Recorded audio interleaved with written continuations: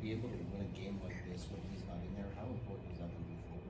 Yeah, it was good. It was get a chance to do some different things, see what else works besides him handling and initiating a lot of pick and rolls in the games. Went to Alperen quite a bit, and then went to another play that worked quite well, and so Jabari got a few shots out of that, and so it's good. Other guys got to step up. Jalen came in and kind of ran the point with that unit, and it was good to get the win, good to get overtime win. We've lost 3 this year. How valuable was it, particularly for your rookies, to learn to kind of win ugly? Yeah, it's always good. I said those ones are satisfying, no doubt. Not just the overtime part, but how we gutted it out.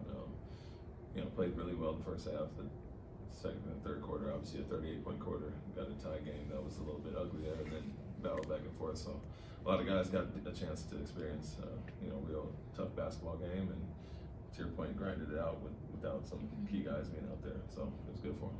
Did you see the defensive adjustments that you wanted to see that you kind of were talking about yesterday after practice? It was some, and then it was some mistakes. Their team, their #1 off-ball action team in the league, and for the most part, in the first half we were great. Second half we weren't, and so they got those slips to the basket, and so Dylan not being here for the shoot around and stuff, I think that affected him a little bit. Some of the things we walked over and talked about, but I think we mixed it up late in the game. The overtime. Played to go into overtime. We switched with Alpy there and came hit late, and so our rotations were on point behind it. And it's good to see that carry over. Are you starting to see some of the things you want to see from Cam early in the season, and is that going to lead to more minutes, especially like in close games like tonight? Yeah, I think he's been that since he's been back. He was forced into it due to some injuries, and so he got his opportunity. He's been good as far as that. Never was concerned about him offensively. More so shot selection was the main thing, but the defensive side has been better. Even tonight, though, there's still errors. It's not just him, it's guys across the board, but with Clarkson specifically going under a few times, we want to chase him over the top every time. And so things that I have to learn about personnel that have been around he hasn't faced, but he's been great in his opportunities, and Tari out, Dylan out, and then Fred and some guys tonight. I think he stepped up and did a great job on both ends.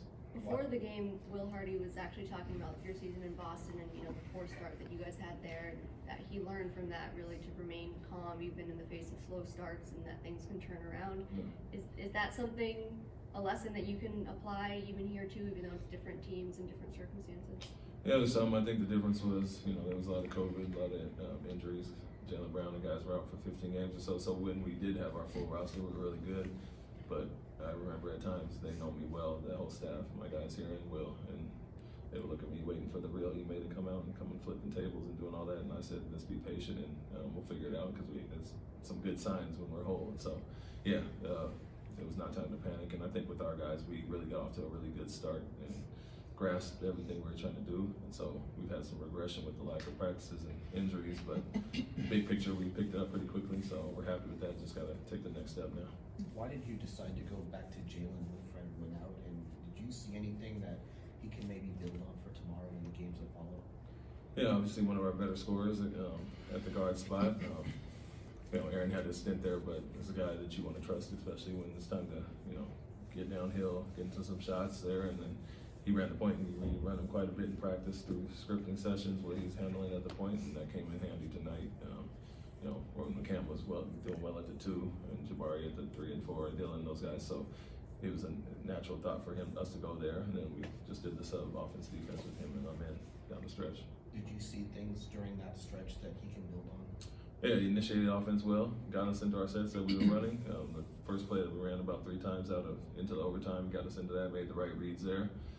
Only had the 3-point shot, so he didn't get a ton of looks out of it. But that's one thing. And then obviously being in the end of the game, you have to guard. And he had tough matchups there with Clarkson and Sexton, and did solid. I mean, they were a handful for everybody tonight. Coach, sorry.